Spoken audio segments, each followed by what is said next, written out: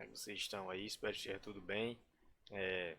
Hoje nós vamos falar, pessoal, a continuação do primeiro reinado, ok? Então a gente viu na aula passada o primeiro reinado, né? O governo Dom Pedro I, com todo aquele balaio de gato que teve, né? Dele ter que organizar o Brasil, uma nova nação, mas aí, devido ao seu autoritarismo, a corrupção, os namoros comitinha que abalava muito a imagem pessoal dele, né? De um rei que era adúltero, né? E aí ele abdicou, usou a desculpa de lutar pelo trono da sua filha, Dona Maria da Glória, e foi para Portugal e deixou aqui o seu Pedrinho, né? Pedro de Alcântara, que não tinha idade suficiente para assumir o controle do Brasil, né? E por isso iniciou aqui no Brasil um período de governos provisórios. Esse governo provisório é o período regencial, ok, pessoal? Uma palavra que resume bem o que a gente vai ver na aula de hoje é isso aqui, ó, turbulência. Vai ser um dos períodos mais desmantelados da história do Brasil, pessoal. Sabe? Muita briga política, muitas revoltas, muitas guerras internas, ok? Então será um período onde a gente vai ver muita disputa política, vários partidos, conservadores, liberais. Eu vou usar bastante esses termos na aula de hoje. Então já mando vocês aí tomar um cuidado. Quem gosta de política vai ter uma facilidade melhor de entender o que é liberal, o que é conservador, ok? Então é uma aula bastante política e também onde a gente vai ver bastante briga.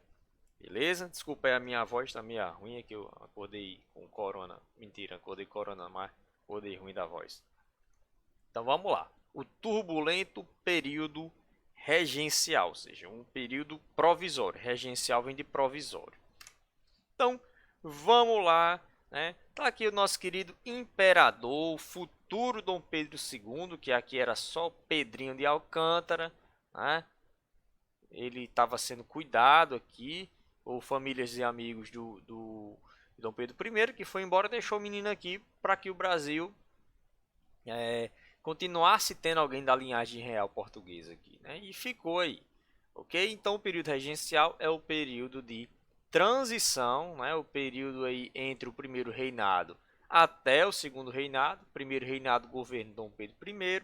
Segundo reinado, governo de Dom Pedro II, ok? Então será um período de instabilidade política, pessoal. Haja vista que a gente não vai ter um rei, não vai ter a figura do imperador ali para governar. O Brasil vai estar entregue nas mãos de políticos, ok?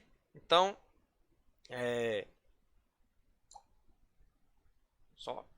então será um período de muita confusão política, ok, pessoal?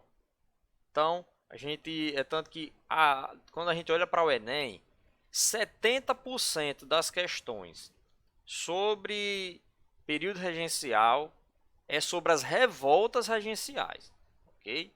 As revoltas que aconteceram. E você tem a mais famosa de todas, que até virou uma minissérie na Globo, que foi a revolta da Farroupilha, a Revolução Farroupilha, onde tínhamos a Casa das Sete Mulheres que retratava aquela batalha.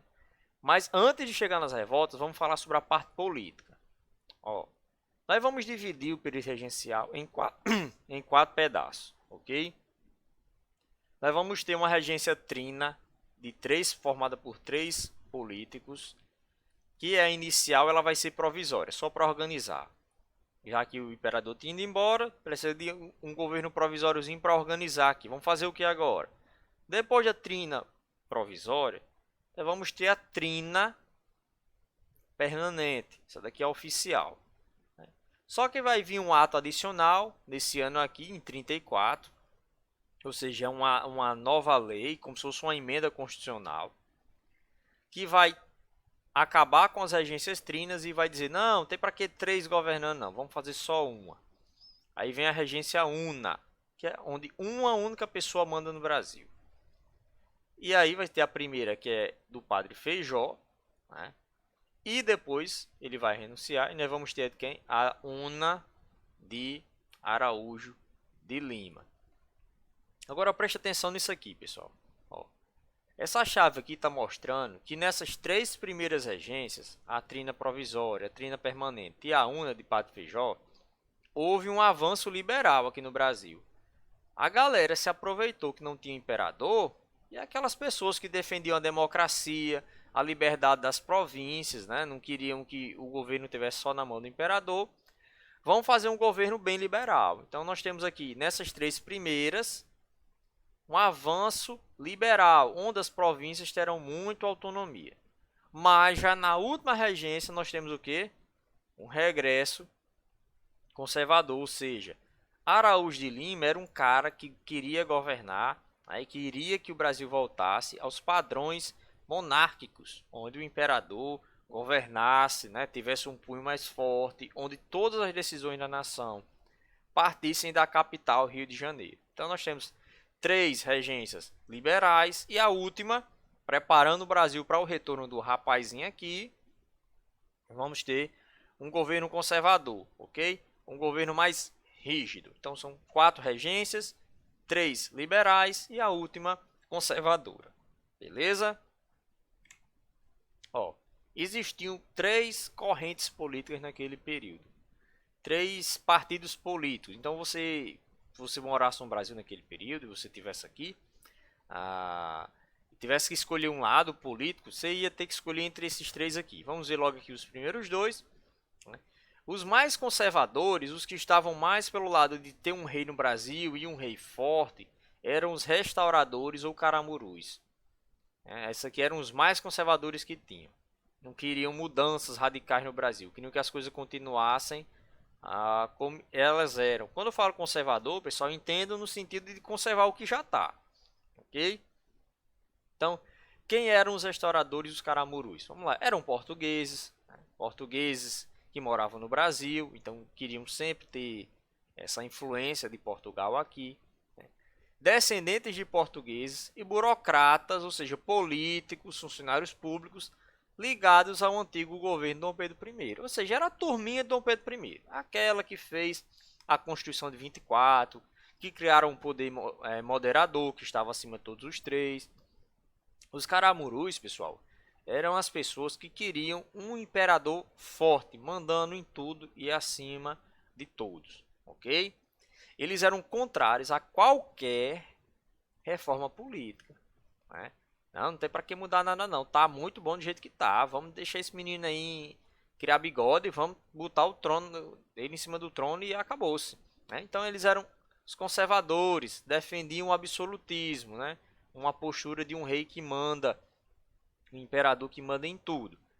E o objetivo principal deles era que Dom Pedro I voltasse de Portugal para o Brasil. Esse era o grande sonho deles. Isso nunca vai acontecer, né? Dom Pedro I vai voltar, mas vai voltar morto, dentro do caixão. O objetivo deles era a volta de Dom Pedro I.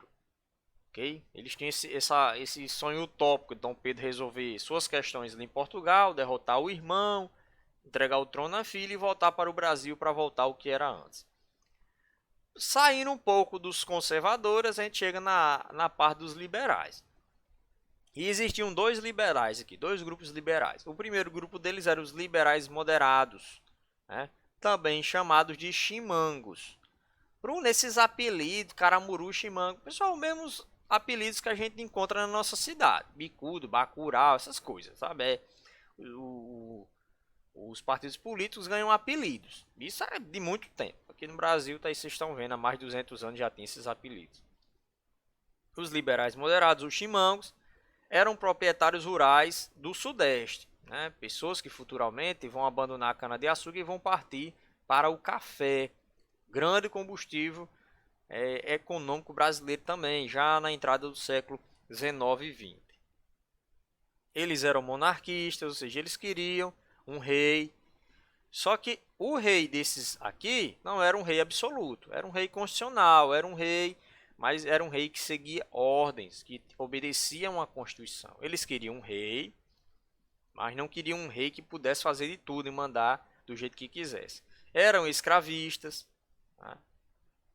Então, eles eram liberais, por um lado, mas eles eram moderados. Ó. Eles não eram liberais de tudo não, viu? Porque eles queriam manter os seus escravos, queriam manter um rei. Apoiavam o federalismo, né? com forte controle do Rio de Janeiro. Ou seja, eles queriam um Brasil dividido em federações, em estados, com a sua autonomia, mas que o principal partisse da onde? Da capital, do Rio de Janeiro. Ou seja, eles eram centralizadores. Queriam que o governo central agisse de maneira forte em todo o Brasil. Ou seja, o imperador que dá as ordens, né? De acordo com a Constituição, mas a palavra final sempre vai ser do imperador. Era a principal força política que controlava o governo na época. Então, era o partido principal, era o maior partido. Eles que estavam lá no Rio de Janeiro, era a maior força política daquele período.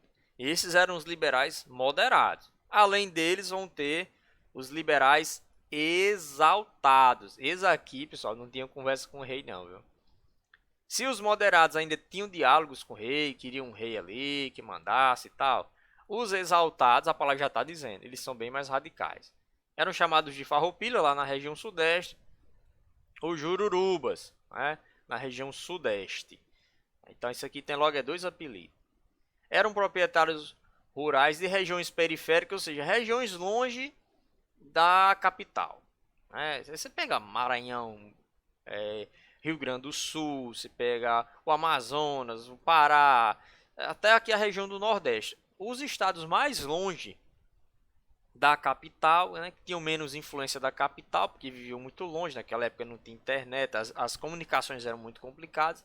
Então eles tinham um pensamento político de se livrar de Portugal, da influência portuguesa e do nosso imperador. Então eram proprietários rurais das regiões periféricas, sem influência do Rio de Janeiro, né?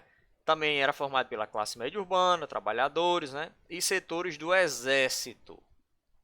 O exército nessa época, pessoal, era muito mal pago, ok? Muito mal pago, muito mal visto. Eles davam a vida pelo Brasil nas guerras, mas não eram valorizados. O que é que eles pediam? O que é que os liberais exaltados pediam? Eles queriam o fim da monarquia. Olha aí, isso aqui não tem conversa com monarquia não. Que é o fim da monarquia e a proclamação da república. Olha aí, primeira vez que a gente está falando essa palavra, né? Nas nossas aulas aqui, se tratando de Brasil. Então eles querem a proclamação da república. O pensamento republicano surge aí com os liberais exaltados, né? Eles eram federalistas, queriam uma grande autonomia provincial, ou seja, que os estados que tomassem suas próprias decisões e não dependessem sempre da capital, ok? Como acontecia nos Estados Unidos, né? Podemos usar como exemplo de grande federalismo. Alguns pregavam ideias democráticas inspiradas aonde? Na Revolução Francesa. A Revolução Francesa, né, que gerou todo aquele fuá, morreu mais de 40 mil pessoas na guilhotina, para no final ter um imperador, né? É a grande contradição da Revolução Francesa. Mas enfim, a Revolução Francesa, de você derrubar um rei, serviu de inspiração. Foi desse partido que surgiu a maioria das revoltas que aconteceram aqui no Brasil durante o período regencial. Ok? Até a nossa próxima parte.